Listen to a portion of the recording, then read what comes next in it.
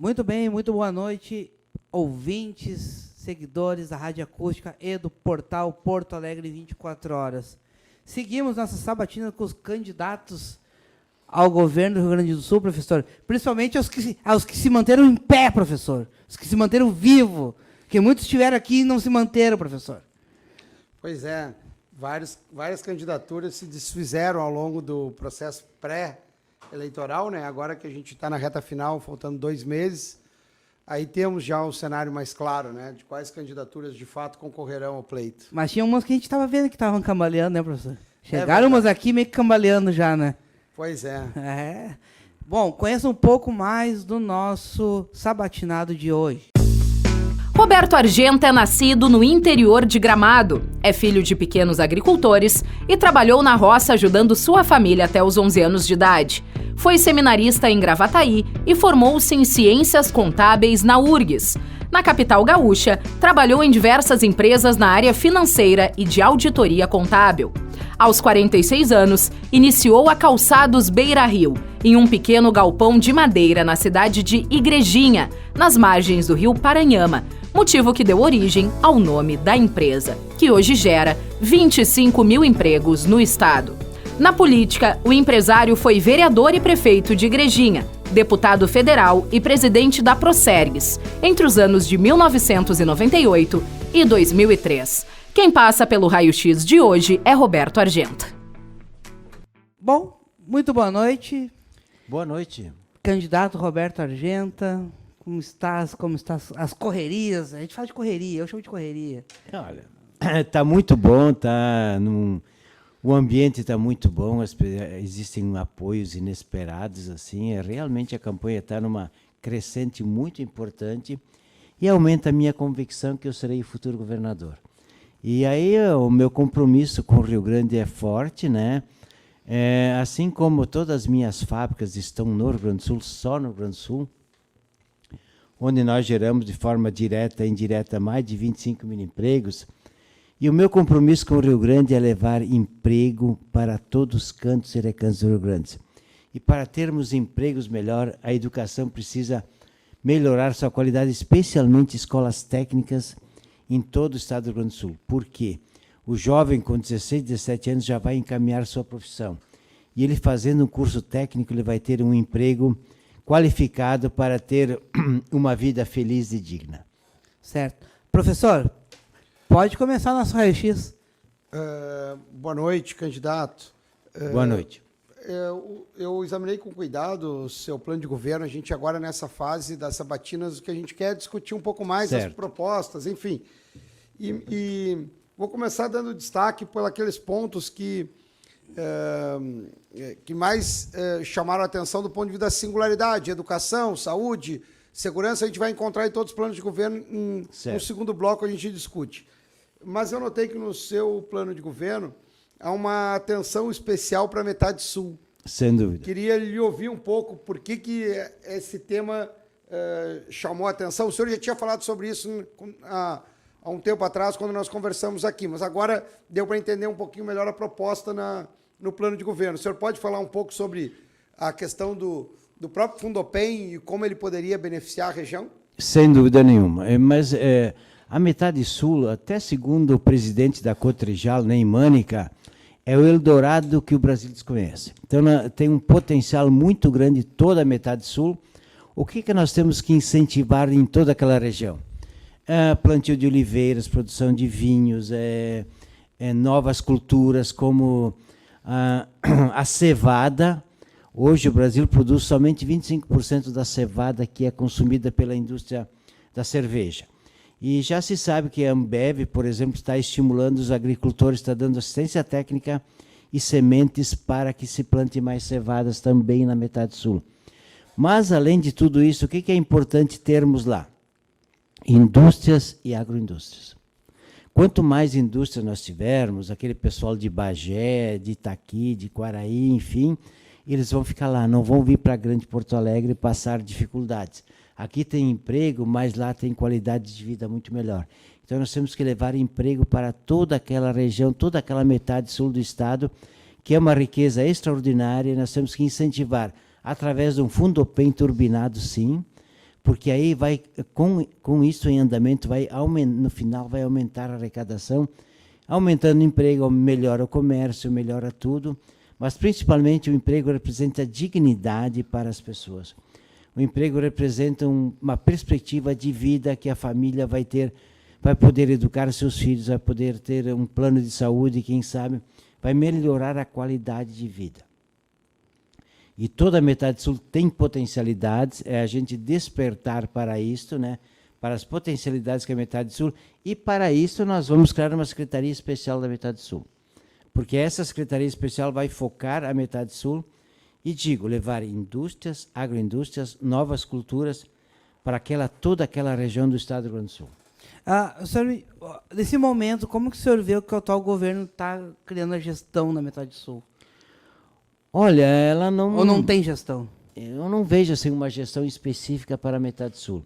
Aliás, eu gostaria de dizer o seguinte, ó. Minas Gerais, que o governador é o Romeu Zema, é um empresário também. Como o pessoal cita Minas aqui como referência, né, professor? Mas veja bem, Bastante. por quê? Lá tem 12 secretarias. Nós temos 25. Então, quando, por exemplo, a gente se propõe a ter 12 secretarias, automaticamente vai se gastar menos na questão intermediária, na questão burocrática, e vai se ter mais dinheiro para investir em todas as áreas, saúde, educação, segurança, mas principalmente geração de emprego. Porque o emprego garante o presente, mas a educação é importante porque garante o futuro. É quase um mantra. O professor, pode seguir. Eu acho que é um tema que está relacionado, candidato, com a questão da metade sul, o tema da agricultura. O senhor fez menção aqui também a necessidade de industrializar a região, da agroindústria, porque estão vinculados. E eu notei que no seu plano de governo, o senhor separou a agricultura e o agronegócio da agricultura familiar, deu um destaque para a agricultura familiar. Eu acho que esse tema também está muito conectado com a metade sul, com todo o estado, mas muito conectado com a metade sul. Eu queria lhe ouvir um pouco sobre a agricultura familiar, depois vou lhe perguntar sobre a questão do agronegócio. Bem, veja bem, eu há 45 anos atrás, eu fiz auditoria na Swift em Rosário. Lá, pequenos agricultores plantavam ervilha e a Swift industrializava. O Diego não sabe quem foi a Swift. Ele não sabe. Não sabe? Mas não sabe. Não, mas eu tô aqui, eu sou ignorante, eu tô aqui para aprender. Não.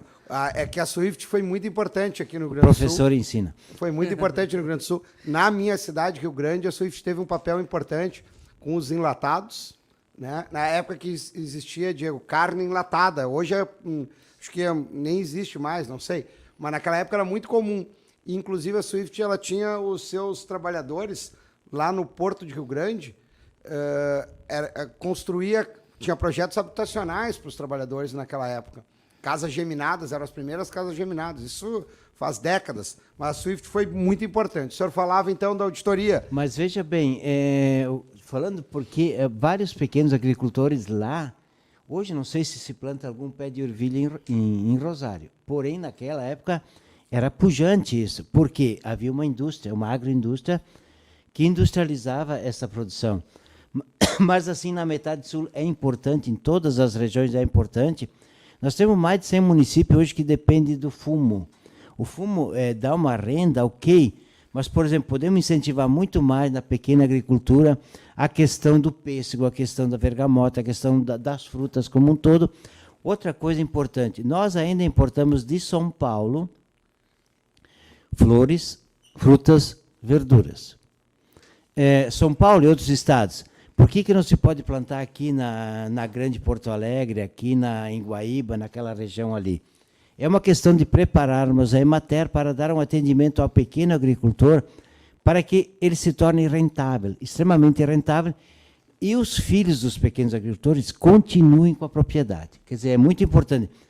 Senão, daqui a 20, 30 anos, nós vamos comer o quê? Tudo enlatado, não vai ter mais uma... A agricultura familiar fornece a melhor alimentação para o pessoal da cidade. Então, por isso é importante termos a Secretaria da Agricultura e Agronegócio e Agricultura Familiar, porque uma coisa é para alguém que tem 5 ou 10 hectares, outra coisa é para quem que tem 5.000 e 10.000 hectares. São coisas bem diferentes. Então, nós temos, e tem mais uma Secretaria da Irrigação. Vamos falar depois sobre a irrigação para evitar também a questão da seca prejudicar os agricultores também. Mas a pequena propriedade, ela tem um mercado muito grande. Lá no alto do Rio Uruguai, na costa do Rio Uruguai, por exemplo, a uva, ela dá 30 dias antes do que em Caxias, Bento. Então, tem um mercado in natura, mas é claro, quando tu vai incentivar o plantio de parreiras lá, tu já tem que pensar em ter uma fábrica de sucos. Não é que você precisa produzir vinhos, mas pode produzir sucos. Então, por isso eu falo, a pequena agricultura também precisa de agroindústrias. Exemplo de agudo. Agudo se produz muita moranguinha.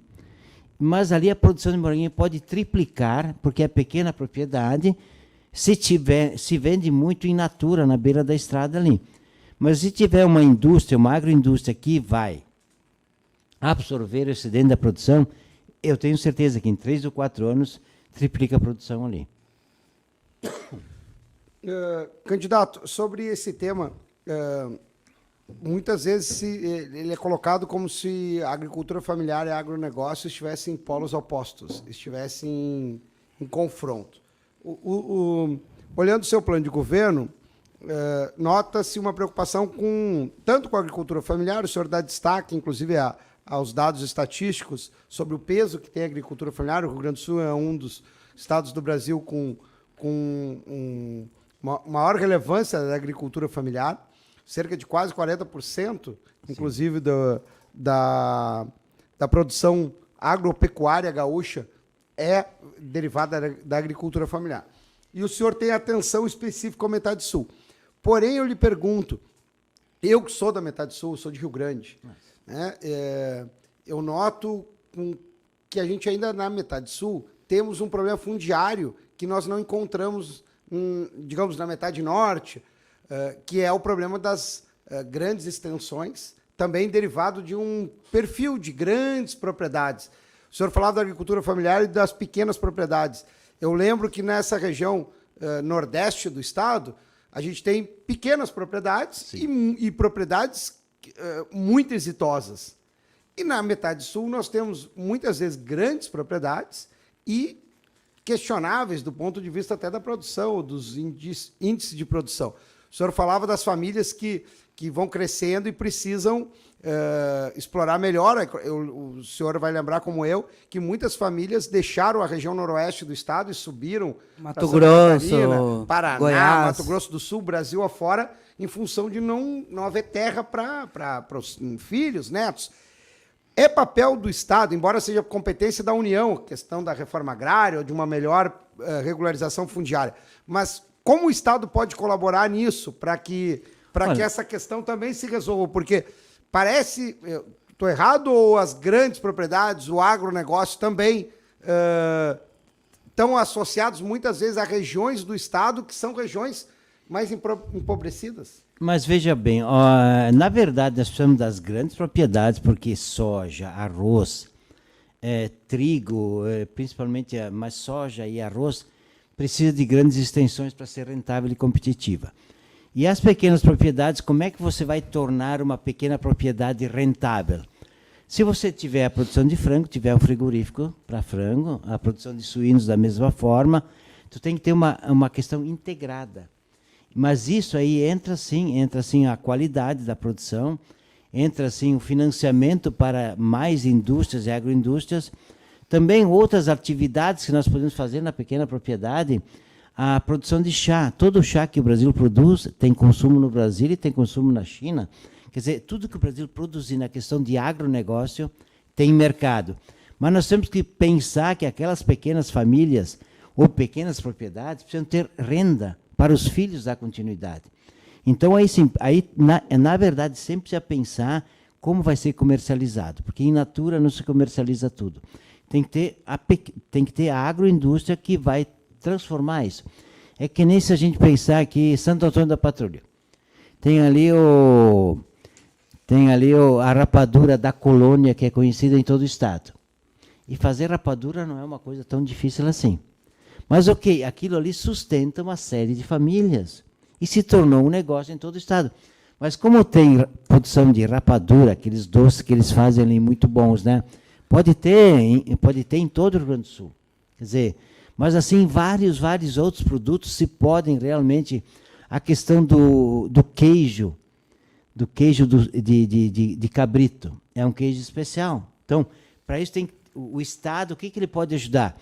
É ter técnicos agrícolas que vão ajudar essas pequenas famílias, pequenas propriedades, a terem uma indústria junto, ou terem para quem colocar tudo isso com rentabilidade maior. Porque nós precisamos pensar, a maior parte do Rio Grande tem muitas pequenas propriedades. As grandes, ok, às vezes tem problema que era do vô, passou para o filho não tem interesse, enfim, é um problema mais complexo às vezes. Mas eu estive em Bagé faz um mês atrás, o que há de desemprego lá, o que se pode fazer por aquela população lá, buscando, sim, novas culturas. O turismo na campanha também é uma alternativa de geração de empregos, né? E com novas culturas também. Então, eu acho que tem que ser um estudo completo, detalhado, mas tem que pensar que a agricultura familiar merece uma atenção muito grande, porque os melhores alimentos de maior qualidade para o nosso consumo vêm da agricultura familiar. Muito bem. Não, o senhor mesmo mencionou, né? O senhor começou falando das grandes extensões para soja, arroz, trigo. Poxa, o trigo desapareceu do Rio Grande do Sul, né? Mas está voltando. Está voltando? Tomara que volte, porque a gente importa trigo, não só o Brasil importa, veja bem, mas a questão do trigo está voltando. Eu tive agora, semana passada, lá na região de Passo Fundo, já se vê o trigo crescendo lá, quer dizer, vai aumentar em torno de 25% o plantio de trigo. E isso é mercado certo, tem produção. A questão, falei também da questão da cevada, que a indústria brasileira importa 75% do que ela consome, e a questão do lúpulo também, que é usado na cerveja, que pode ser produzido no Brasil também, no Rio Grande. O senhor deu destaque também à questão da irrigação, né? O senhor chama atenção para isso, a importância de ter uma política pública específica para irrigação. Sim, porque nos últimos anos o Estado sofria com secas, né? Principalmente a área da região da minha avó, lá de São Borja, lá, e a região mais ali ao oeste, ali, professor. E eu sempre pergunto, por que eles não se preparam para secas e sabem que vai ter seca, né? Muito bem.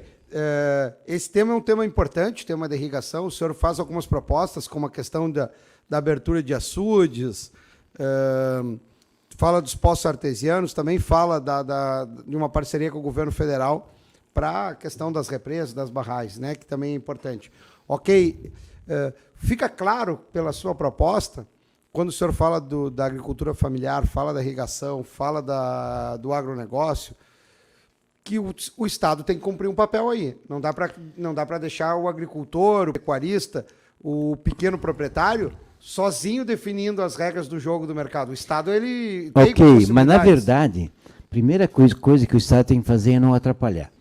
Porque hoje em dia uma licença na FEPAM leva muito tempo.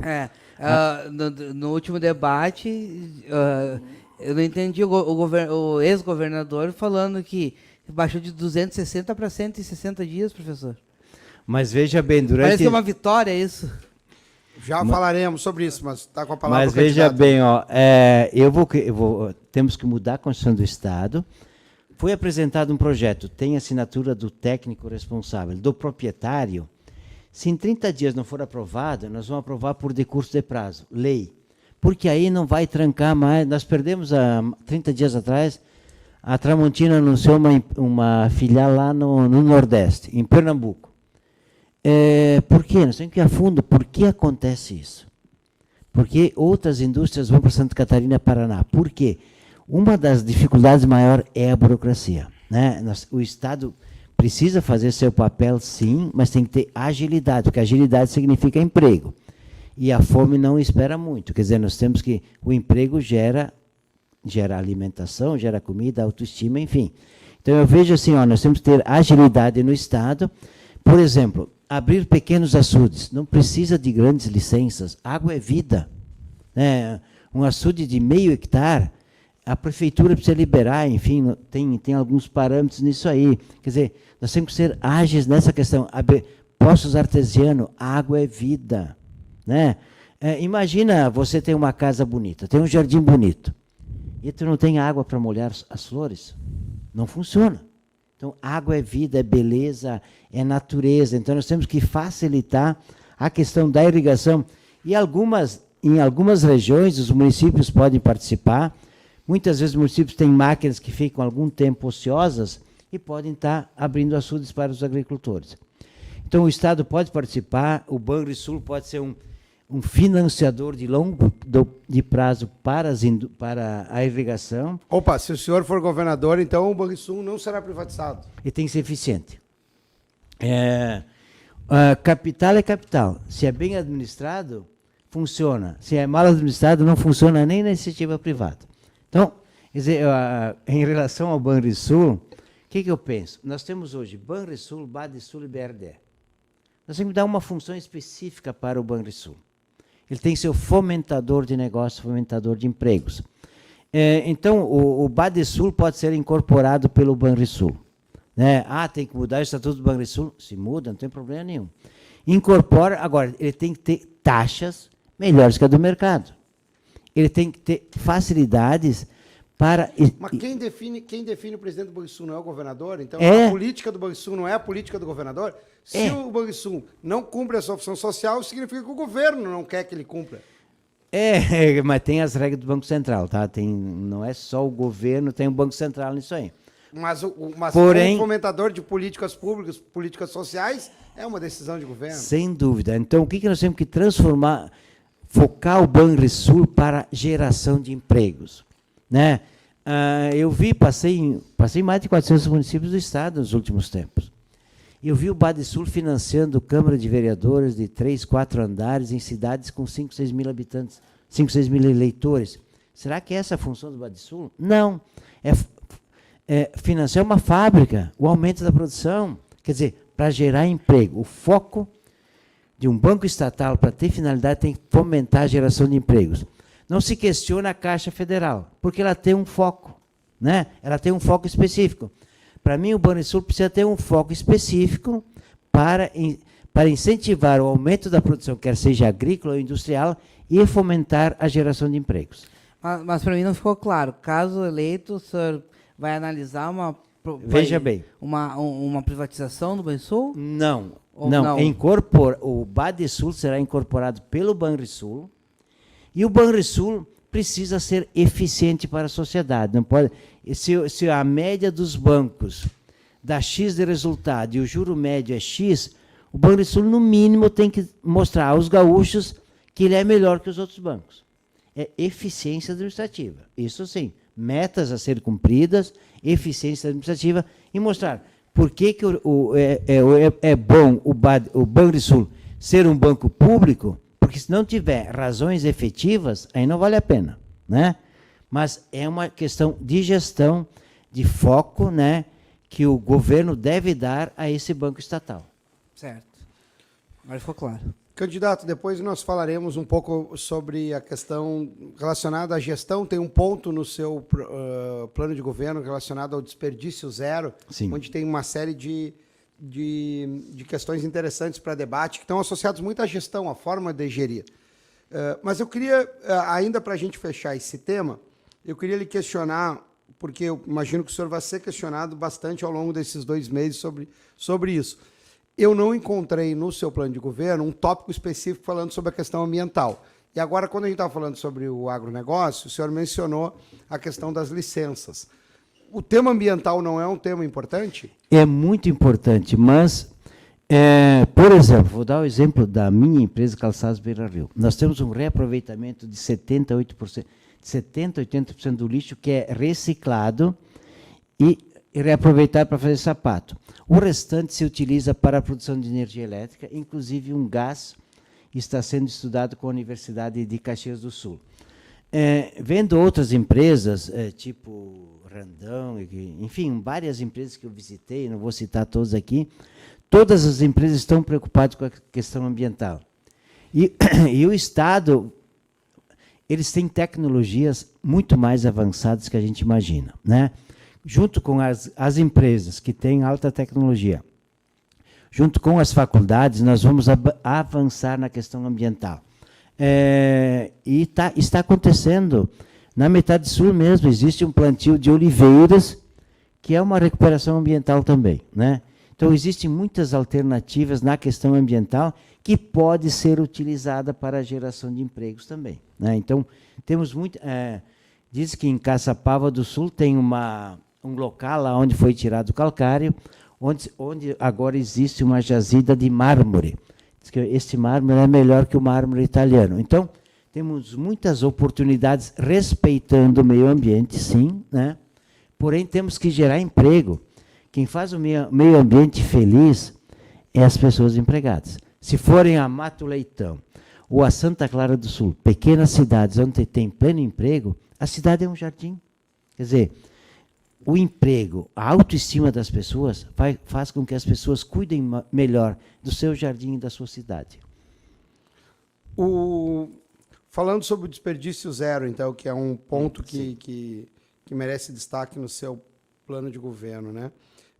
Aparece um conjunto de tópicos, todos relacionados a um enxugamento da máquina pública, né? O senhor menciona a questão da, enfim, melhor utilização, inclusive, dos bens móveis, utilizar o centro administrativo como, né, o espaço para as atividades administrativas do Estado, outros patrimônios eventualmente serem vendidos, enfim, tentar concentrar no centro administrativo a máquina pública. O senhor fala também da questão do cuidado maior com a frota pública, frota do Estado, mas me chamou a atenção, porque eu lembro de já ter ouvido o senhor falar na primeira vez, sobre a questão das regiões, né? A divisão do Estado em regiões, o senhor propõe 15 regiões com visitas periódicas do senhor, do governador eleito, enfim, nessas regiões. O senhor fala muito da desburocratização. De fato, nós temos uma administração pública muito inchada, uma administração pública desproporcional para o que nós necessitamos. Se propõe a fazer, né? Ou o problema é de gestão, efetivamente? Olha, as duas coisas. Veja bem, eu já falei de Minas Gerais, que tem 2 secretarias. Minas tem 854 municípios, nós temos 497. E lá com 12 funciona bem, e o governador diz que é um dos melhores do Brasil. Tá? Então, o que eu vejo é o seguinte, nós temos que, reduzindo o número de secretarias, nós vamos reduzir o número de cargos em CC, e vamos ter mais recursos para as atividades fins do Estado. Por exemplo, temos o Palácio das Hortênsias em Canela. O senhor quer vender o Palácio das Hortênsias, né? Mas o que vamos fazer com ele? Todo mês gerando despesa? Se você um dia será o futuro governador, não tem. Aí você vai num hotel, paga o hotel que nem todos os cristãos pagam, né? Quer dizer, por que tem que ter todo mês gerando despesa? E há quantos anos está lá gerando despesa? Olha, você vai somar mês a mês e anos, quanto daria aquilo lá? E tem um valor estimável muito bom. Mas, assim, todos os prédios antigos da Caixa Estadual estão por aí, semi-abandonados. E assim existem áreas do DAIR que não são utilizadas. Dizem que tem mais de 14 mil imóveis do Estado fora de uso. Tem que pegar e transformar em coisa boa isso, em coisa que não é uma despesa para o Estado ou para o cidadão, que despesa do Estado é despesa do cidadão que ele vai pagar imposto. Então, nós temos que ter muita eficiência, sim, e ter Por que eu falo que tem que ter 12 já é bastante? Porque imagina o seguinte, você reunido, o time de futebol tem 11, tá? O treinador não se reúne na hora da partida com 25 jogadores. Meu time não consegue ganhar um time de 10. Bem, aí é outro problema, tá? Mas assim, veja bem, você se reúne com 25 secretários e 1h30 você faz uma reunião produtiva, enxuta, rápida, que vai mostrar o que precisa ser feito. Então, isso é muito importante, ter um número de secretários que você conheça o nome e acompanhe mensalmente, semanalmente o que ele faz. Essa é uma questão de gestão. E saber onde é que está sendo aplicado o dinheiro, como está sendo aplicado o dinheiro. Não adianta eu dizer o seguinte, olha, eu investi tantos milhões em turismo. Tá, mas o que foi feito? Qual é o resultado que deu? Porque botar dinheiro, gastar dinheiro, qualquer um sabe fazer. tem que transformar o dinheiro em resultados. Isso já tem que ser um excelente administrador. Quer dizer, é uma visão diferenciada que tem que ter da questão pública. O dinheiro não é meu, o dinheiro é do povo que paga imposto. Então, eu tenho que cuidar melhor desse dinheiro do que cuido do meu dinheiro. Então, é uma obrigação que o governador precisa ter com muito zelo, né, para que essa coisa aconteça. Qual é a outra parte da pergunta, professor? Não, eu lhe perguntava se o problema está associado, de fato, a um inchaço, né? Tá, de 90, ou se é um problema de gestão mesmo. O senhor menciona, quer reduzir em 40% o número de secretarias, 30% CCs. Sim. Propõe doar o salário do governador para projetos de desenvolvimento social, né? O senhor menciona. Enfim, hoje, o Rio Grande do Sul é mal gerido? Olha, eu preciso, quer dizer, acho que pode ser bem melhor gerido. Desce do muro. Não, peraí. Ele pode ser bem melhor gerido, tá? Quer dizer, eu acho que não é que está mal gerido, pode ser muito, muito melhor aproveitado. E alguém que tem conhecimento. Eu tenho 47 anos de Beira Rio, quer dizer, eu tenho experiência de gestão e gestão bem sucedida, né? Então, eu tenho experiência, fui prefeito também, foi uma excelente gestão que eu fiz. Então, eu vejo assim, eu tenho capacidade de gestão muito importante, sei liderar as pessoas, visita de 90 em 90 dias em todo o estado. Por quê? Vou lá ver o que está acontecendo lá, tem uma obra do estado, vou lá ver, tem um novo negócio surgindo lá, vamos lá parabenizar o pessoal. Quer dizer, tu tem que criar uma dinâmica de entusiasmo, de desenvolvimento, porque quem vai fazer o estado melhor é o povo gaúcho. O povo gaúcho é trabalhador. Minhas fábricas estão todas no Rio Grande do Sul, por quê? Porque o pessoal trabalha mais, não é porque tem mais incentivo. O gaúcho é melhor para trabalhar, é mais responsável. Nós temos que saber valorizar isso que nós temos, essa mão de obra maravilhosa que é o povo gaúcho. Então, visitar sim, e passar sempre, por quê? Eu sei, se eu passo numa unidade da fábrica e vou lá ver o que o cara está fazendo, eu penso assim, pô, eu sou importante. Alguém veio aqui ver o que eu estou fazendo. Quer dizer, na medida que o chefe ou o líder vai ver o que a pessoa está fazendo, ela se sente importante e sente que o trabalho dela é importante. A questão da liderança é muito importante para o Rio Grande do Sul. Mas, candidato, quando o senhor, com todos os seus méritos, né, constrói a Beira Rio do nada, sim, e hoje é das Américas o maior importador, o senhor sentando na cadeira de governador, o senhor vai assumir problema dos outros, sabe? De outros governos que já vieram, e a dívida que vai chegar aqui também, fluxo de caixa. O senhor acha que administrar uma empresa também, o senhor pode aplicar no Estado? Olha, a sua expertise? Olha, a empresa também passou por períodos difíceis, né? A gente saiu. Então, o que eu acho? Administrar o Estado, primeiro, eu quero administrar o Estado por quê? Que tudo que eu tenho, tudo que eu construí foi aqui no Rio Grande do Sul. Calçados Beira Rio, as Termas Romanas, que é um paraíso do mundo lá. Se você não conhece, vai lá conhecer. Eu fui lá. Ah, já foi? Então tá bem. Então, eu vejo assim, eu quero agradecer a esse povo, porque eu consegui, junto com as pessoas, não fiz nada sozinho. Mas qual é a minha sabedoria maior? Saber liderar, saber empolgar as pessoas para um projeto. Então, isso eu sei fazer e sei que vou conseguir fazer isso no Estado, com o servidor público. Na Beira Rio, nós temos um programa de qualidade chamado Conquistando a Perfeição no Atendimento ao Cliente. No Estado, vamos ter um programa chamado Conquistando a Perfeição no Atendimento ao Cidadão. Quer dizer, o servidor público precisa se sentir orgulhoso de ser servidor público. Ele está ali para servir as pessoas. E o melhor líder é aquele que melhor sabe servir. Então, dentro disso, nós vamos realmente fazer um trabalho exaustivo, sério, para ter um Rio Grande melhor. E olha, quando eu falo em doar salário, eu quando fui prefeito de Igrejinha, o carro que eu usava era o meu carro, não usava carro do gabinete do prefeito. Quando fui presidente da Procergs aqui, eu só recebi um salário lá que era obrigatório, digamos assim, eu me lembro mais ou menos era 2.000, e a verba de representação de presidente era 8, 9.000, aquela eu não recebia. Eu já faço isso. Por quê? Porque eu acho que eu tenho que dar minha contribuição para o Estado. O Estado deu tudo para mim, eu tenho que dar minha contribuição para o Estado. E não é um sacrifício, é uma alegria fazer isso. É uma alegria o prazer de poder estar servindo o Estado é muito grande, né? É uma alegria servir ao Estado. Tem problemas? Tem, a gente vai ter que ter paciência para resolver, vai ter que ter aliados para fazer isso vai ter que ter, sem dúvida nenhuma. Mas o propósito, né? Uma boa intencionalidade, as pessoas se movem, a gente entusiasma as pessoas e a gente torna o Rio Grande de novo um grande estado do Brasil e vamos chegar um dia a ser de novo o melhor estado do Brasil. Professor, vamos ao nosso primeiro intervalo, então, né? Vamos, tá bem legal. E acredito que agora ele tocou num assunto ali que eu sei que vai vir, eu sei que vai vir.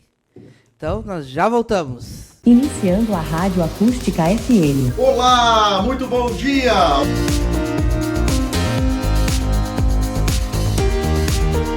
Tem vontade de conhecer o Repórter Garupa? Está conhecendo hoje. E aqui na minha casa temos água. É horrível.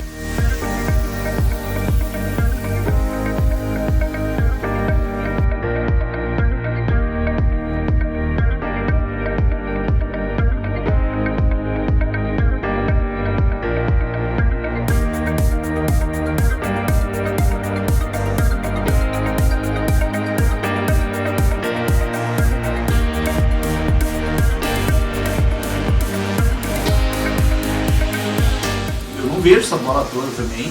Eu fiz a comparação aqui que a gente falava, o pior que é parecido mesmo. Eu faço somente 4 jogos dentro do mês. Eu não ia falar sobre o atropelar que o Lennon falou. O nosso querido programinha.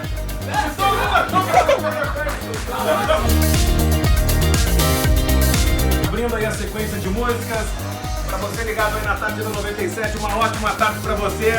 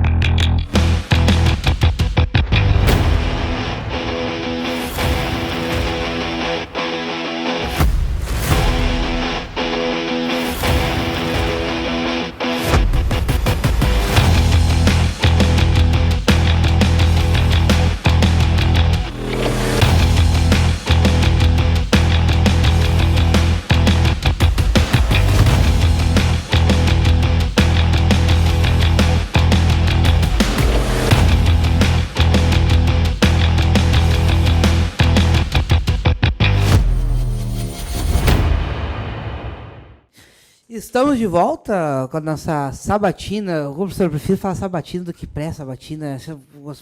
Bota muita letra assim, eu já me complico já. Sabatina é melhor, né? Sabatina com os candidatos, aqueles que ficaram de pé, porque muitos caíram no caminho. Você vai dar risada dessa, Sargento, mas é verdade. Vamos lá, vamos lá. Tem uns que eu falo assim, putz, cara, sabia que tu ia cair, né? Eu não sabia, sabia sim. Nós já sabíamos, né, professor? Sabíamos. Né? Pode seguir, professor.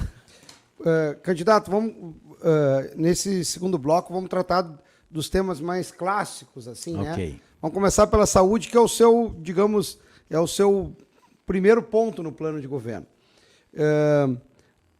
O senhor faz um conjunto, mais de 17 propostas para enfrentamento da questão da saúde. Chamou a atenção que em vários momentos o senhor fala da necessidade de estabelecer uma rede, contratar rede privada por meio de PPPs, parcerias público-privadas, né? Muito bem. Estamos com problema no Rio Grande do Sul? Estamos bem na área de saúde? Olha, como estamos? Na questão da saúde, nós podemos agilizar o atendimento que hoje ficou parado com a pandemia, na questão das cirurgias eletivas e muitas coisas. Mas nós temos belos hospitais em todo o estado do Rio Grande do Sul, em todas as regiões do estado. O que o estado pode fazer, né? Digamos assim, turbinar que cada vez mais esses hospitais, esses centros de saúde possam atender cada vez mais e melhor a população. E até em um ano acabar com as filas, porque é humilhante nós vermos pessoas às 3 da madrugada, às 4 da madrugada irem na fila para ter atendimento. Nós temos que ter, eu, como prefeito de Igrejinha, há mais de 30 anos atrás, na cidade tinha 4 médicos, né? E aí o pessoal, eu quando era era empresário, me pedia, me leva de carro até Taquara, no hospital de Taquara. Você, pô, eu vou ser prefeito para resolver esse negócio aí, né? E aí a primeira coisa que eu fiz, eu contratei 6 ou 7 médicos recém-formados. Foram lá, começaram a dar atendimento, plantão 24 horas por dia no hospital. E melhorou a saúde, tanto se tornou uma referência regional à saúde de Igrejinha. E é um hospital comunitário. Então, assim, nós temos várias maneiras que nós podemos trabalhar integrados com as prefeituras, com as faculdades, com os hospitais que já existem, né? Podemos dar uma melhora, sim, na área da saúde, mas o SUS tem que ser prestigiado e tem que ser prestigiado e precisa, em alguns casos, talvez, temos que mexer também em algumas questões, como tem algum problema na área do IP, saber como resolver, como administrar essa questão para resolver a questão do IP também. Mas a solução, então, é fazendo parceria com o setor privado ou o próprio Estado investindo? Por exemplo, eu vejo que o senhor fala bastante dos hospitais no plano de governo, parcerias com os hospitais comunitários.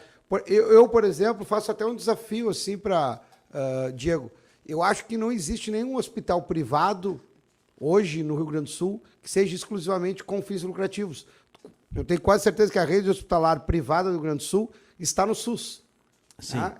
Ela está conveniada de alguma forma. Porto Alegre eu tenho certeza. Tenho certeza. Mãe de Deus, aí se eu chegar, SUS. SUS, não, tu não vai ser atendido. Tem hospitais que eles fazem parte do SUS, mas eles não querem atender no próprio hospital. Eles criam outros programas. Mãe de Deus, Mãe de Vida, Porto Alegre é isso. Eu vou usar o exemplo da Restinga, que é gerido pelo hospital ali do Moinhos, né? Isso. Não, beleza, tranquilo. Seria isso?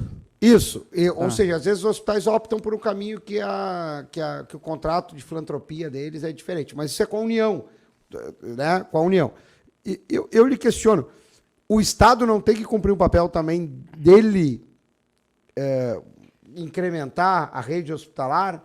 Ou o senhor foi prefeito de Igrejinha, não cabe também ao Estado ter um papel mais ativo junto aos municípios para ajudar na atenção básica? Mas, na verdade, nós temos que ver o que o município faz. O Estado vai complementar, né? Tem a iniciativa privada, mas a maioria dos hospitais são casas filantrópicas, são associações, enfim, não é hospitais puramente com fins lucrativos, não é que existem muitos, né? Ou é uma instituição religiosa, enfim, eu acho que a gente tem que saber trabalhar, ver o que o governo federal faz, o que o município faz, e o que o Estado pode ajudar e turbinar para que a saúde do cidadão gaúcho seja eficiente. Eu acho que a gente tem que olhar o conjunto, né, do que está acontecendo, o que pode ser melhorado, né? Então, passo a passo, vendo a cada realidade, a gente vai conquistando e melhorando o atendimento em saúde, sim. O Estado do Rio Grande do Sul hoje não cumpre o mínimo constitucional, que é os 12% em investimento em saúde. Professor, só um intervalo. Quando o senhor fala esses sabatinos, quando não cumpre, isso aí não é uma prerrogativa de lei, alguma coisa que pode dar algum problema? A Constituição determina, o Tribunal de Contas aponta. Aí o Estado, né, às vezes faz a sua defesa, alega que está investindo tantos por cento, que às vezes é como eu comentei já, às vezes alega que investe em merenda escolar, investe em saneamento, diz que isso é saúde, não é. Mas, enfim, é um debate, mas pode ter apontamentos. Um agente político ele pode ter seus direitos políticos suspensos, cassados, enfim. Depende se as contas são aprovadas, não são aprovadas. Mas, na verdade, é o seguinte, eu acho o seguinte, existem as leis, existem. Elas têm um tempo de validade e têm um tempo de validade. E a realidade social muda. Então, nós temos que também adequar as leis à realidade de hoje. Como é que está acontecendo hoje? Me questionava num outro local, assim, o Estado precisa destinar 1,5%, 1,2% para pesquisa. Há 27 anos não destina. Opa, tem alguma coisa errada nisso, né? O Estado não tem gente para fazer pesquisa ou é melhor ter convênio com as universidades? Então, a gente tem que olhar exatamente como é que é a realidade, né? A questão do cumprimento da lei é importante, sim, mas nós temos que muitas vezes adequar a lei à realidade que está acontecendo hoje. Uma coisa é quando foi feita há 30, 40 anos atrás, outra coisa é o que acontece na realidade hoje. Então, a sociedade muda continuamente. Então, nós temos que adequar as leis à realidade vigente. E a saúde tem que ser algo primordial, né? E o atendimento, quem faz atendimento mais próximo, primeiro, é o município, né? O SUS é verba federal. Nós temos que ver o que é possível o Estado contribuir para que isso aconteça. Um tema conexo ao da saúde é o tema da educação. No tema da educação, o seu plano de governo mesmo aponta para essa discrepância, né? O Estado deveria estar investindo pelo menos 35% do seu orçamento, receita corrente líquida em educação, investiu ano passado 25,7%, 10% a menos do que deveria estar investindo. Ou seja, o seu próprio plano diz que a educação não foi prioridade, né? Pelo menos até o momento, é bem o que diz o seu plano. É necessário um investimento mais pesado em educação por parte do governo? Eu parto do seguinte princípio, da seguinte lógica. O emprego garante presente, mas o que garante futuro é a educação. Então, nós temos que pensar, nós temos que reformular o pensamento da educação como um todo. Os municípios, relativamente, estão bem na educação. Estão melhores do que o Estado. Então, nós temos que ver, às vezes tive num município aí lá da Serra, que tem uma escola municipal com 100 alunos, funciona muito bem, e tem uma a 100 metros, uma estadual com 20 alunos, que não funciona tão bem. Por que essa escola municipal não absorve os 20 alunos do Estado? Tem que repassar recursos que são destinados para a educação. Ok, se faz isso. Então, muitas vezes nós podemos, junto com os municípios, né, uma coisa é a educação do Estado. Se quem faz é o Estado ou o município, é relativo. Importante que tenha uma boa educação. O que o Estado precisa priorizar, na minha visão, nesse momento, é ter escolas técnicas. Eu me lembro que há 50 anos atrás, quem sabe? Faz quase isso.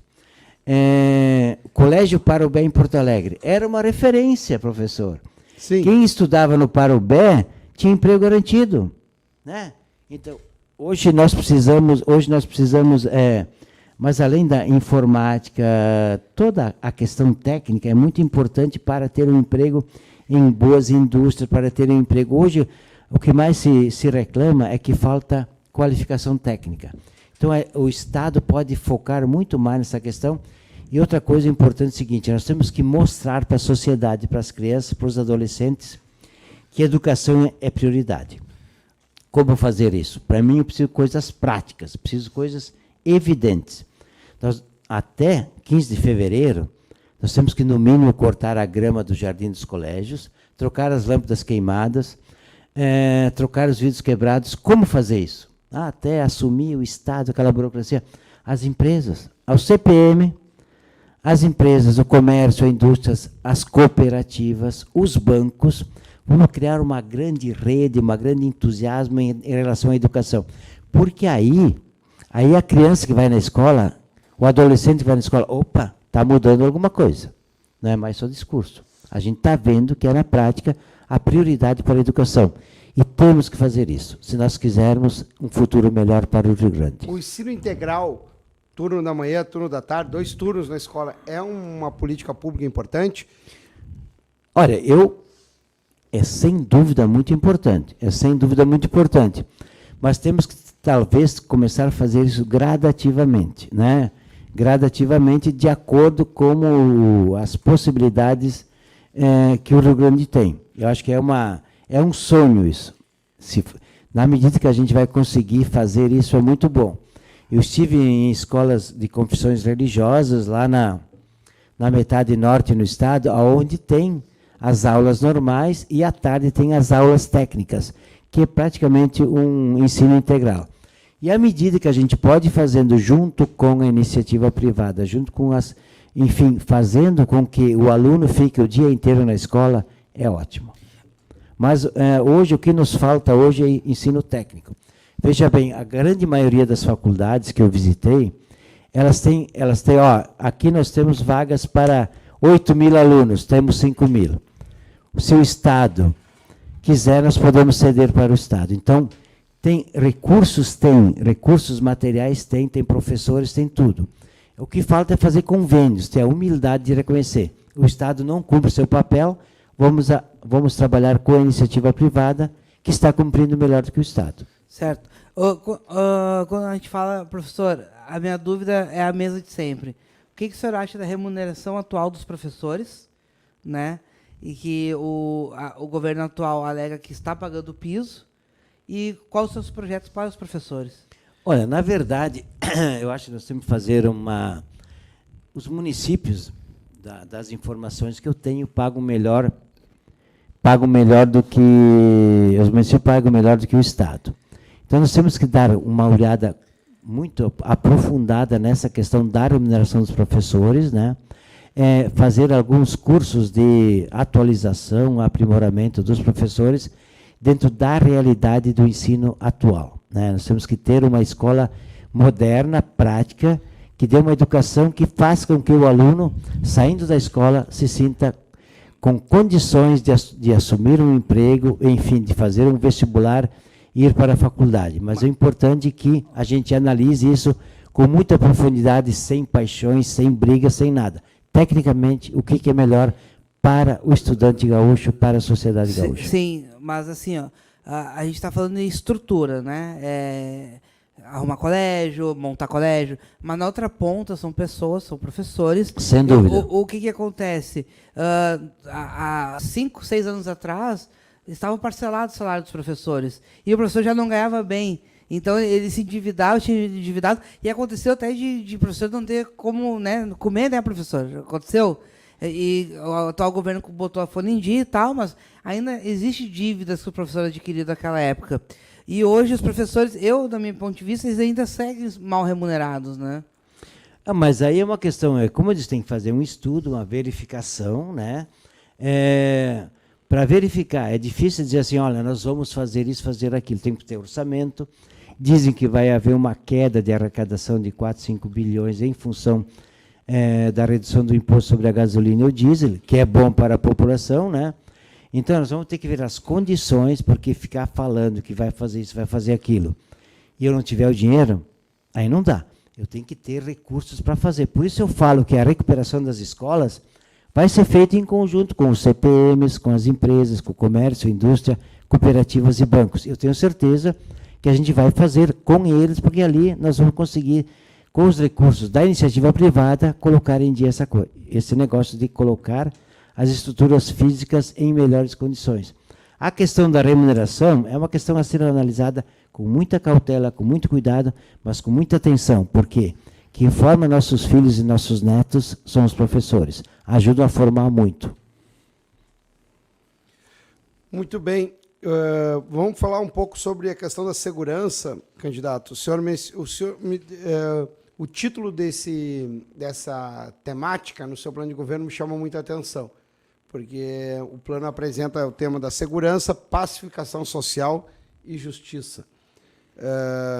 E aí o senhor faz um conjunto de propostas para a área da segurança pública, mas me chamou a atenção essa questão do destaque que merece a pacificação, né? A sociedade gaúcha é uma sociedade violenta? Não, veja bem, diminuiu a violência nos últimos tempos, sim, é uma realidade. Se fala da doença familiar ou da doença contra da violência contra a mulher, mas por isso uma das coisas que resolve isto é o emprego. Se o marido tem emprego, se a mulher tem emprego e tem uma renda que satisfaça a necessidade da família, já reduz as desavenças em casa. Mas, ao mesmo tempo, nós temos que colocar a comunidade a participar da segurança pública. Os CONCEPROS, em alguns municípios, funcionam os Conselhos Municipais de Segurança, onde participa a Polícia Civil, Brigada Militar, a Guarda Municipal, participa as sociedades, entidades da sociedade que ajudam a manter a segurança do município, e muitas vezes financeiramente também empresas ajudam a ter os recursos mínimos para que a segurança funcione. A integração com a sociedade é fundamental para que a segurança funcione bem. Então, a participação da comunidade com a segurança, dentro da segurança, é muito importante. Muito bem. O senhor falou agora, mencionou, mas é um tema que eu ia lhe questionar mais adiante, mas já lhe questiono agora. O tema da mulher não observei de forma tão presente. O senhor falou agora da questão da violência contra a mulher. É necessário que o governo tenha uma atenção especial com a agenda da mulher? Olha, o que eu vejo é o seguinte, ó, lá na fábrica, eu tenho praticamente diretos e indiretos 25 mil pessoas. Dessas 25 mil pessoas, 70% são mulheres. Então, o que a mulher precisa? Atenção para a mulher. Ela precisa ter uma creche para deixar seu filho quando ela vai trabalhar, né? Então, são algumas coisas básicas que ela tem necessidade. Ela precisa que seu filho adolescente tenha uma escola técnica e consiga um emprego com 17, 18 anos, que ele não vai para a droga. Então, existe um trabalho muito importante feito nisso aí hoje pelas igrejas, todas as igrejas, as evangélicas, católicas, enfim, todas as igrejas fazem um trabalho muito intenso, né? Porque o Estado falha? Olha, ou é complemento? Eles fazem, na verdade, as igrejas fazem onde o Estado não faz, né? Então, mas eu acho que já tem que o Estado precisa valorizar esse trabalho feito pelas igrejas. Tem que valorizar, sim. Eu estive em todos os bairros e vi o trabalho extremamente importante que as igrejas fazem, quer seja evangélica, todas as igrejas fazem isso, né? Então, é muito importante porque existe uma solidariedade muito grande para resolver os problemas, especialmente nas vilas e dos bairros, né? Temos que elogiar esse trabalho e o Estado pode, de alguma forma, naquilo que é possível, contribuir com isso também. E vai ajudar a questão da mulher também. Mas a mulher precisa, acima de tudo, se ela tem um bom emprego, já é muito bom, né? E se ela tem creche para onde deixar seus filhos, é ótimo. Polícia Civil e Polícia Militar continuam Professor, sendo... só uma dúvida. O senhor tinha feito uma pergunta na outra sabatina que eu gostaria que o candidato também sobre os trans. Faremos depois. Chegaremos no tema da diversidade. Nesse momento, eu queria lhe ouvir, então, no tema da segurança ainda. Polícia Militar, a nossa brigada, e a Polícia Civil continuam, o senhor pensa que devem continuar sendo instituições separadas ou devemos pensar na unificação dessas separaram duas? até os bombeiros, professor. Só quer juntar não, mas veja bem, eu acho que a questão da segurança é a questão da Secretaria de Segurança. Então, tem que estar junto a Polícia Penitenciária, tem que estar Brigada Militar, Polícia Civil, enfim, bombeiros também, porque o bombeiro, quando precisa de ter mais gente, eles vão buscar a brigada. Quer dizer, então tem que ter um trabalho integrado de segurança, de segurança pública, né, que possa atender bem a população. Ok. Bom, eu estava falando sobre a questão da mulher, porque também temos algumas agendas, que elas são agendas que eu não observo com tanta clareza nos planos de governo. Queria lhe ouvir um pouco. Assim como eu lhe questionei sobre se é necessário que tenhamos políticas públicas específicas para mulheres, lhe questiono, é necessário também que tenhamos políticas públicas específicas, por exemplo, para negros, para indígenas? A questão étnico-racial é uma questão importante? Mas sem dúvida e aí eu vou te dar um exemplo, eu sei falar em coisas concretas, né? Nós lá no Recanto Maestro, nós temos o plantio de oliveiras e a fábrica de azeite de oliva, que é comandado por uma fundação. Nós temos lá um grupo de quilombolas que estão plantando oliveiras. Então, assim, e nós temos que integrar, sim, quer seja quilombolas, enfim, tem potenciais que a gente tem que saber aprender, e essas pessoas estão extremamente felizes, porque nós não queremos nada, nós queremos trabalhar, nós queremos condições para trabalhar. É isso que nós temos que fazer, dar oportunidade para essas pessoas poderem ter autoestima, poderem fazer aquilo que eles gostam de fazer, e demonstrar para seus filhos e netos que eles sabem construir também. As mesmas oportunidades, ou é necessário que criemos políticas específicas para essas comunidades?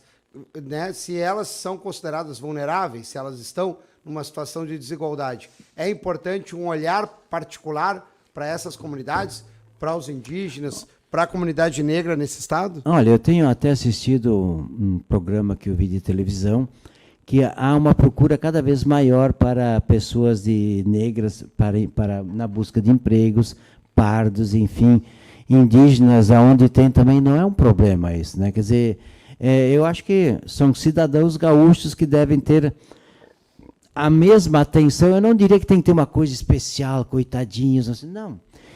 A gente tem que saber dar oportunidade para eles, né? E eles não querem ser diferentes dos outros, querem ser igual aos outros. É isso que nós temos que fazer. Não são coisas... mas eu acho que hoje está nisso aí, eu acho que o Brasil avançou muito realmente, né?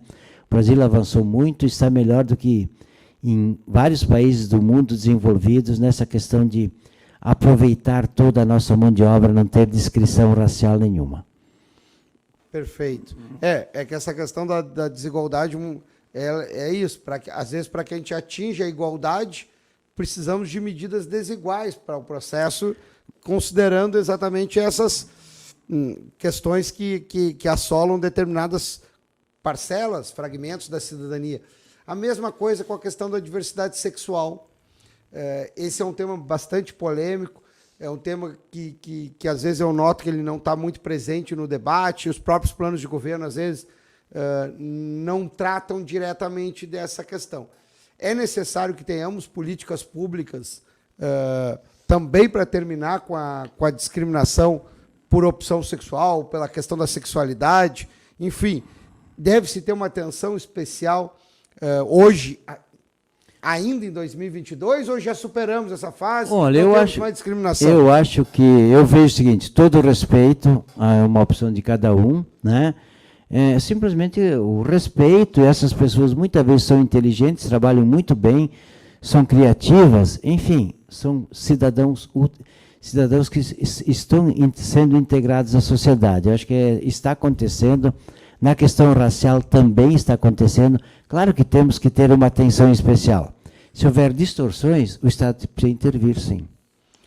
Ok. Eu quero tratar depois quero tratar um pouco mais sobre a questão da gestão, mas nesse momento que a gente está falando sobre isso, tem um tópico no seu plano de governo que é referente à assistência social e esporte.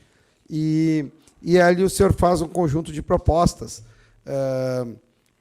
e muito associado à criação de postos de trabalho, a questão do emprego, né, como uma possibilidade, como algo importante nesse cenário. Eu queria lhe ouvir um pouco também sobre um tema que ele passou meio batido, ele aparece aqui, mas de uma forma meio tangenciada, que é o tema da cultura. A cultura também não é um espaço importante para a geração de renda e também de valorização das questões regionais? Olha, ontem a gente participou de um debate em Guaíba sobre a questão da cultura gaúcha. É extremamente importante, nós tivemos lá no Recanto Maestro, então de um mês, tivemos a Juvenarte lá, é fantástico que os CTGs ensinam as crianças, os jovens a serem educados, enfim, terem disciplina. A cultura gaúcha ela deve ser valorizada, mas nós temos que ter um foco importante seguinte. Nós temos a lei de incentivo à cultura. Para mim, ela deve ser utilizada somente para eventos onde os artistas sejam gaúchos. Né? Nós temos que... Mas também a cultura, só gaúcho, o senhor fala gaúchos aqui do estado. Não somente para... Não, mas... MTG, CTG? Preferencialmente para artistas do estado, sim. Né? É claro que prevalece a questão dos CTGs, etc. Porque eu venho de uma cultura hip-hop, por exemplo. Né? Então... Ok, mas é gaúcho, né? Então, eu digo assim, o programa de financiamento à cultura, da Lei de Incentivo à Cultura, deve dar exclusividade a artistas gaúchos. Acho que isso é um detalhe muito importante. E a cultura está impregnada em tudo, né? Na serra tem uma cultura, na fronteira tem outra, enfim. Mas a nossa cultura é muito diversificada e é um momento de lazer que as pessoas precisam também dentro do seu dia a dia. Muito importante essa pergunta, professor. Obrigado, porque ainda não tinham tocado nesse ponto ainda sobre a cultura. Não, o tema da cultura é um tema fundamental, que às vezes ele fica, né, aparece tangenciado, ou porque a educação o toma, ou porque o esporte o toma, enfim. São temas que têm uma presença importante. No Rio Grande do Sul é um estado com uma cultura rica. A cultura também ela é uma forma de fomentar turismo. Sim, sim. E, enfim, eu queria lhe ouvir. O senhor tem uma atenção especial do ponto de vista da atividade empresarial, com a questão do turismo também. O Rio Grande do Sul desperdiça oportunidades de aumentar a sua receita, de aumentar empregos, de melhorar a condição de comunidades. E divulgar melhor essas cidades, né, professor? Olha, veja bem, por exemplo, Gramado está tendo mais turismo do que o Rio de Janeiro, se não me engano.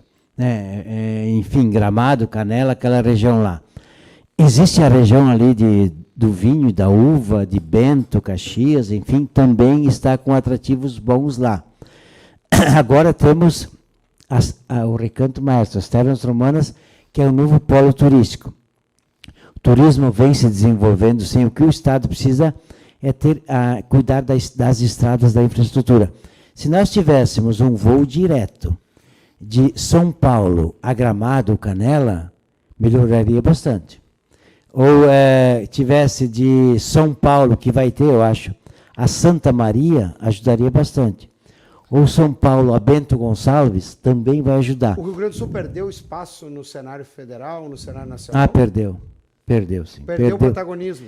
Perdeu. O que eu entendo é o seguinte, governador eleito, a partir do dia que assumiu, ele não tem partido. Ele é governador dos gaúchos. Presidente eleito, assumiu, não tem partido.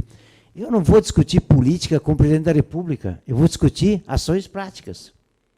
Então eu não posso ficar brigando com o presidente da República e seus ministros. Eu tenho que estar próximo deles, porque de lá eu posso conseguir coisas boas. Eu não posso estar distante do poder central. Eu preciso estar aliado para as coisas boas que o Rio Grande precisa. Claro que aquilo que não é bom para o Rio Grande, a gente vai berrar, sim. Mas, no final das contas, a gente tem que estar aliados com o governo federal, com o presidente da República, seus ministros, para trazer tudo que é possível para o Rio Grande.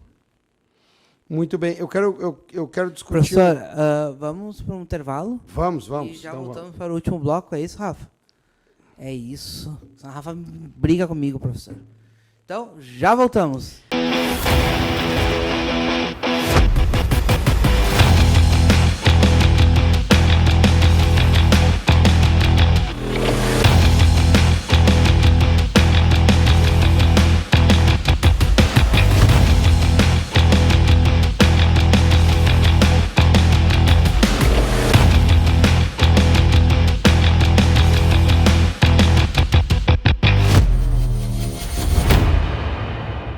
Iniciando a Rádio Acústica FM. Olá, muito bom dia!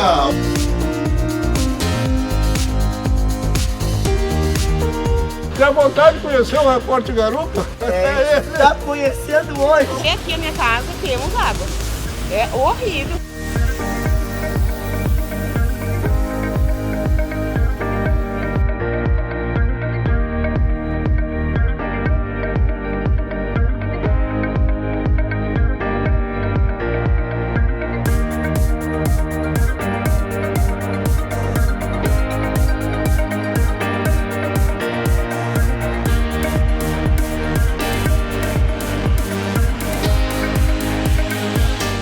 Vejo essa bola toda também.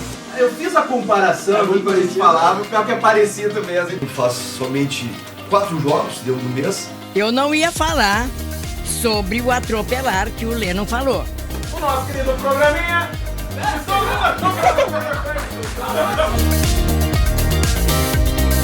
Abrindo aí a sequência de músicas. Pra você ligado aí na tarde do 97, uma ótima tarde pra você.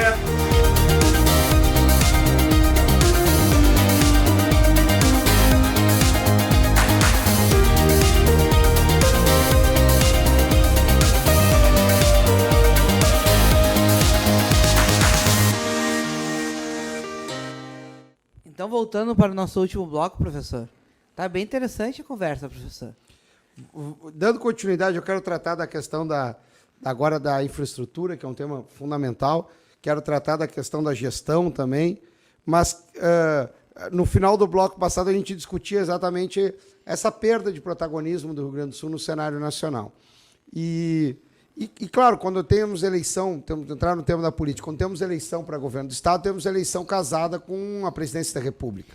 Tá, professor, mas perdeu o protagonista porque nosso atual ex-governador, ele se lançou muito antes do tempo a candidato à presidência da República, né? Acho que a gente já vem perdendo protagonismo há mais tempo. Há mais tempo. Mas enfim, eu acho que esse cenário ele não é tão recente. É um cenário de uma perda quase que contínua do Rio Grande do Sul, diminuição dos indicadores socioeconômicos, isso já vem há mais de uma década, Diego. O professor gostou quando teve o alinhamento das estrelas, que eu sei. Opa!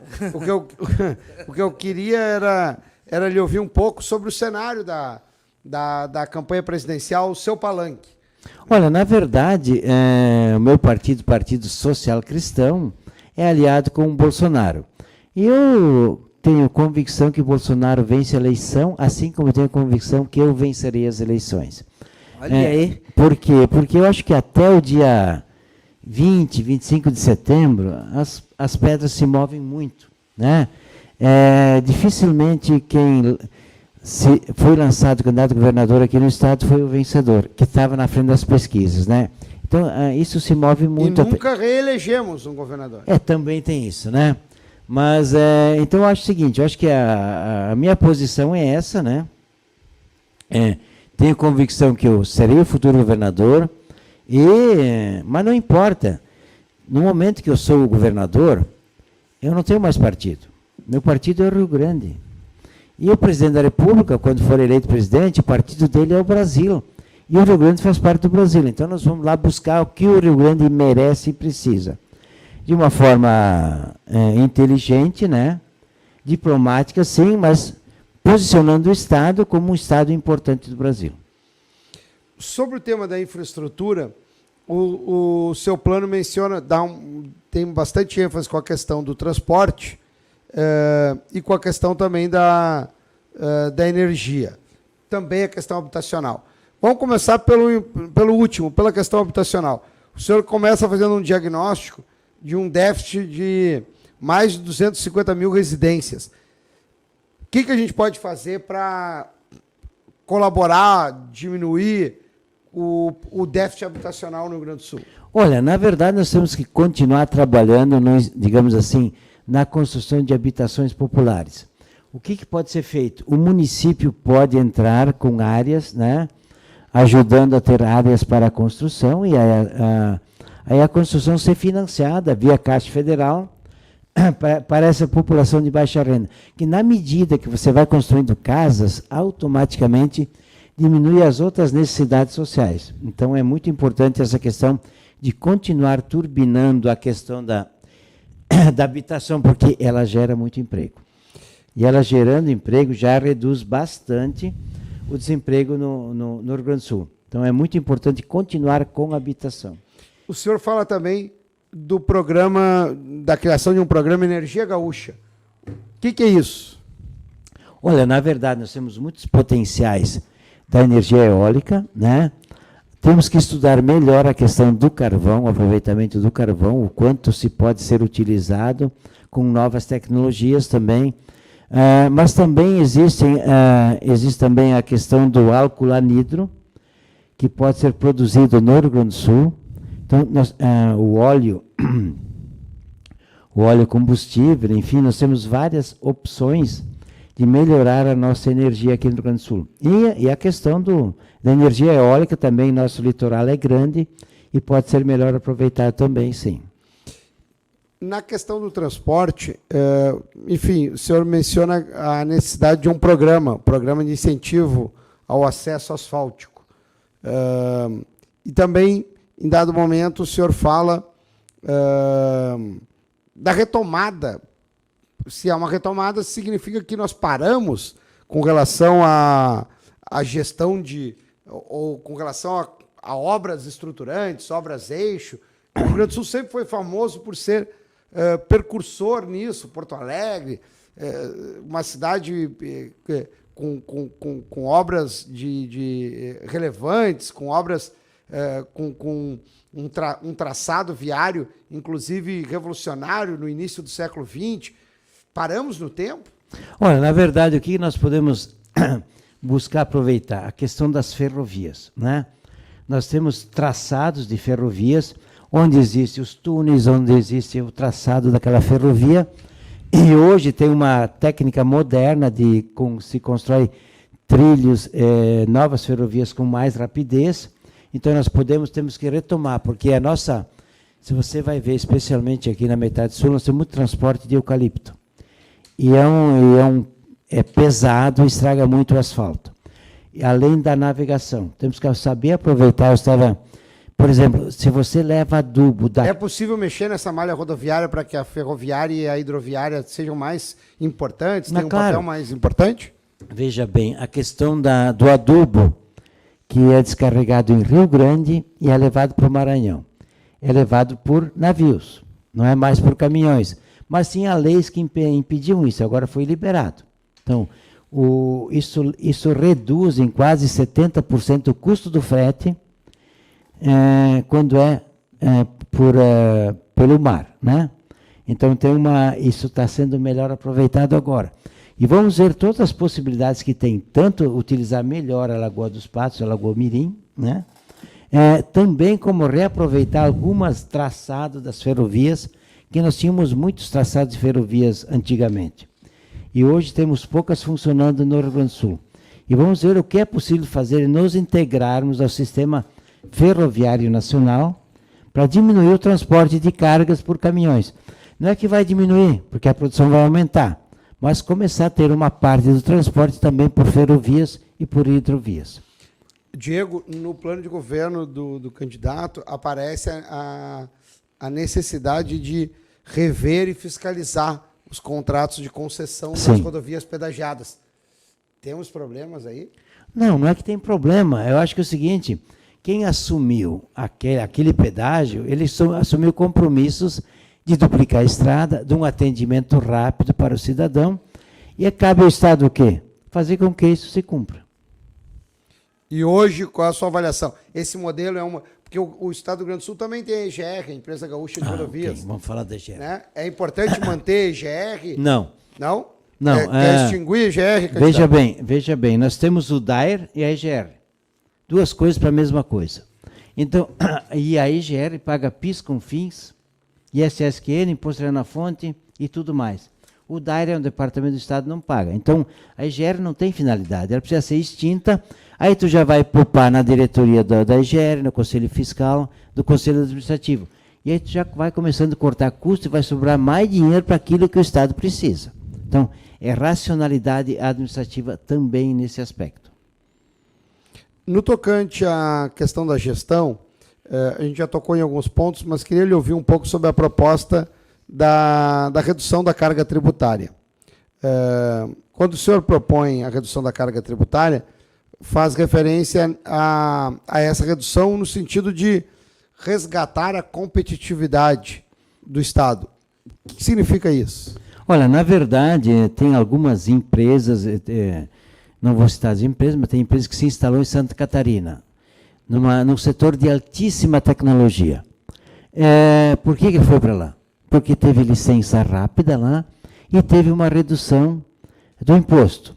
Mas aquele imposto que é recolhido lá não é recolhido aqui. Se a gente tivesse botado essa empresa lá em São Borja, ou lá em Itaqui, ou lá em Bagé, e ela pagaria, em vez de pagar 12 de ICM ou 17, se ela pagasse 8, aqueles 8 estariam aqui, e os empregos estariam aqui. Então nós temos que ser inteligentes nesse jogo. Não é uma guerra fiscal, é uma guerra de geração de empregos e de altíssima tecnologia. Então nós temos que ser inteligentes para que essas empresas fiquem aqui, e é claro, sempre aprovado por lei, não vai se fazer nada ao arrepio da lei. Mas hoje, por exemplo, Diego, a imprensa tem muita dificuldade de acessar os dados das empresas que têm benefícios fiscais. E por quê? Não, um questionamento que a gente tem que fazer para o governo mesmo. Tem que ser aberto.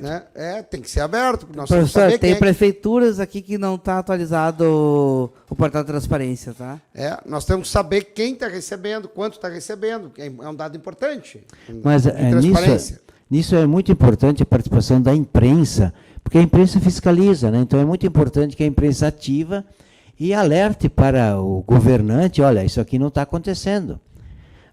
O Fundopem, ele vai ter esse benefício, mas vai ter que gerar 500 empregos num certo período. Não está gerando? Bem, aí perde o benefício. Que, na verdade, quando gera o emprego, o comércio vai melhor, vai vender mais, vai ter arrecadação a maior também.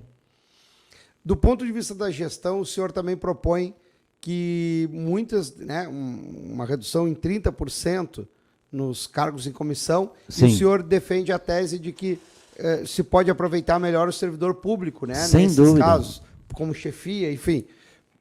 Isso é possível?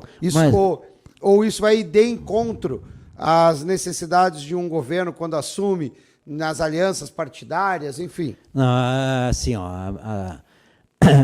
eu fui diretor presidente da Procergs. E lá eu percebi, a Procergs ainda tem, né? Funcionários capazes, líderes capazes, que tinham conhecimento. Mas aí se tu botar um diretor dele que não entende nada, porque é CC, porque é do partido X, ele vai se sentir humilhado. Então nós temos que aproveitar essa massa inteligente que existe de servidores públicos para chefiar, porque eles conhecem a realidade. E a questão por isso tem que reduzir cargos em comissão. Hoje o servidor está desvalorizado pelo governo, candidato? Eu acho que pode ser melhor valorizado, sim. Esse do humor, candidato, é sim Veja bem, eu acho que pode ser melhor. Pode ser melhor. Não. Uhum. Eu sou um cara de pasta. Eu gosto de dar umas cutucadinhas. Não, mas a gente vai precisar ouvir também quem já esteve lá, quer dizer... Bom relacionamento, ser diplomático, os países mais diplomáticos nunca entraram em guerra. O senhor fala sobre revisar as políticas de preço mínimo nas licitações estaduais, né? Ou seja, há uma crítica aqui que o preço atual, ou o preço, muitas vezes nas licitações, o preço ele é acima do mercado.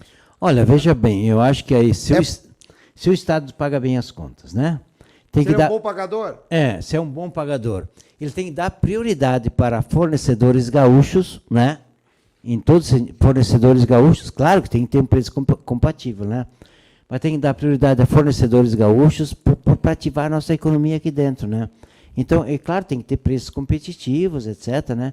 Se o Estado é um bom pagador, ele tem condições de exigir preços bem competitivos também. O senhor falou várias vezes na questão da valorização, seja a valorização do servidor, seja a valorização da empresa gaúcha, Sim. Enfim.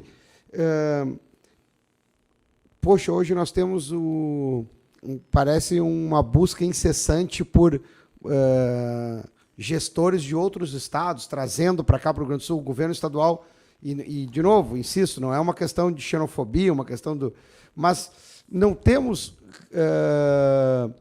valores humanos no Rio Grande do Sul suficientes? Precisamos trazer de outros lugares? Temos sim. Vou dar um exemplo. O seu secretariado será um secretariado de gaúchos e gaúchas? Eu diria assim, que olha, 98% sim, tá? Vai ter alguém de fora, talvez tenha, né? Talvez vai vir alguém de São Borja, não sei aonde. Mas é gaúcho. Mas é gaúcho. Veja bem, ó. Eu preciso falar daquilo que eu faço, né? Porque aí eu sou mais preciso. Eu tenho 4 diretores, todos gaúchos, todos da região do Sapato, e começaram a trabalhar comigo como um auxiliar. Eu formei eles. Na verdade, é o líder que forma seus auxiliares, enfim, seus colaboradores. Então, a formação das pessoas também é uma função do líder. Ele precisa formar as pessoas para atingir seus objetivos. É que nem um time de futebol. Vem gente de fora às vezes, mas se é prata da casa, é melhor. Sempre. Professor, reta final, professor. Sobre essa questão ainda, é papel do partido, o seu partido tem preocupação com isso, em formar quadros, em ter gente preparada, caso vença o processo eleitoral? Mas não necessariamente tem que ser do partido, né? Se tiver do partido, melhor. Mas nós temos gaúchos capazes, nós temos gaúchos preparados para fazer uma excelente administração. A gente vai ter que ver o seguinte, quem aquele ex-prefeito foi um excelente prefeito. Opa, vamos falar com ele. Não importa o partido que ele esteja, mas ele provou que é um bom administrador. Talvez possa ser um bom secretário. Enfim, vamos escolher os melhores, independente do partido, né? Independente do partido, temos que escolher os melhores para o Estado do Rio Grande do Sul. Tendo gente boa, a gente faz um time bom e a gente é vencedor. Candidato, professor? Certo, professor? Candidato, pode considerações finais? Né? Olha, eu quero agradecer a oportunidade de estar aqui com vocês, tá? Foram temas muito importantes para o Estado, o professor aqui é muito perspicaz, né? Em perguntar, mas é bom, a gente tem que se preparar bem para ser o melhor governador do Estado, tem que se preparar muito bem. E outra coisa, nós queremos transformar o Rio Grande de novo no melhor Estado do Brasil, ou ao menos colocar no caminho para sermos o melhor Estado do Brasil. Muito obrigado, pessoal, um grande abraço a todos. Professor, então já voltamos com o próximo candidato, né? Isso, seguimos aqui com as sabatinas e que tenhamos um bom pleito eleitoral. Tem um que está correndo, professor, mas eu vou buscar a Lolô. Opa! Tá bom? Então, pessoal, até a próxima. Valeu!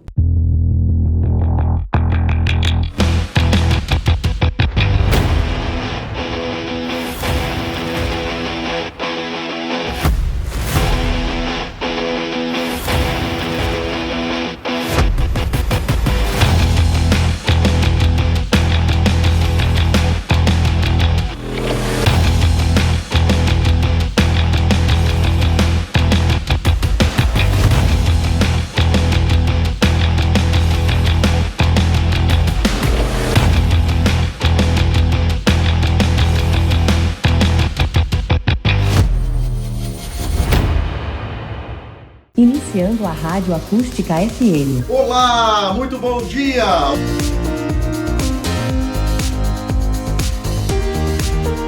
Tem vontade de conhecer o Repórter Garupa? Tá conhecendo hoje. E aqui na minha casa temos água. É horrível.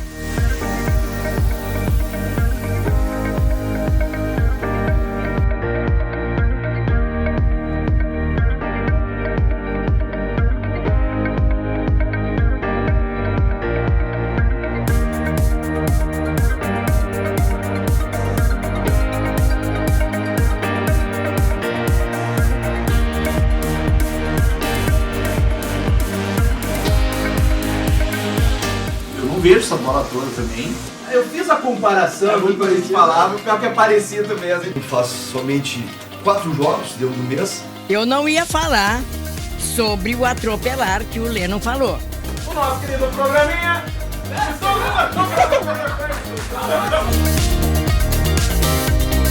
Abrindo aí a sequência de músicas. Pra você ligado aí na tarde do 97, uma ótima tarde pra você.